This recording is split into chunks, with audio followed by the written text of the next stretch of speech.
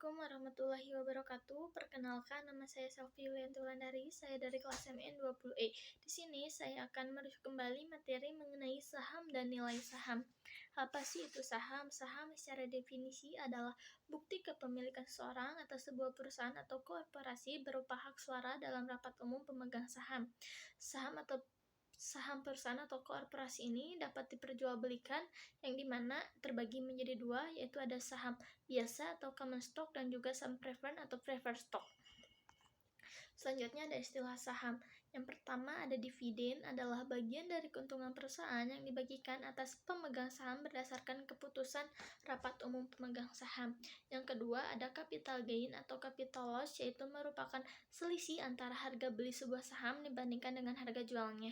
Yang ketiga ada stock split, yaitu pemecahan nilai nominal saham sehingga menjadi lebih kecil. Pemecahan saham berimplikasi pada harga saham yang sesuai dengan rasio stock split.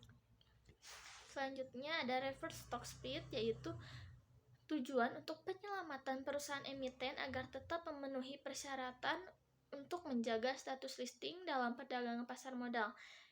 Selanjutnya ada saham bonus, yaitu yang dibagikan secara cuma-cuma kepada pemegang saham berdasarkan jumlah saham yang dimiliki dan wajib menyampaikan informasi mengenai pembagian saham bonus kepada otoritas jasa keuangan paling lambat bersamaan dengan pemberitahuan RUPS, dibagikan secara proporsional kepada pemegang saham.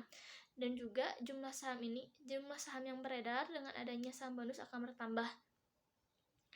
Selanjutnya ada dividen saham, adalah dividen yang diberikan kepada pemegang saham dalam bentuk sejumlah saham sehingga jumlah saham yang dimiliki seorang pemodal akan bertambah dengan adanya pembagian dividen saham tersebut.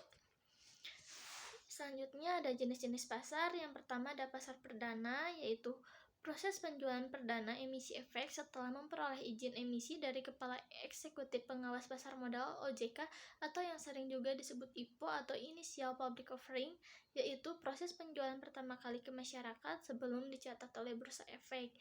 Yang kedua ada pasar sekunder, yaitu tempat jual beli surat berharga yang telah dicatat di dalam Bursa Efek. Yang ketiga ada pasar reguler, yaitu perdagangan efek di bursa dilaksanakan berdasarkan proses tawar-menawar secara lelang yang berkesinambungan.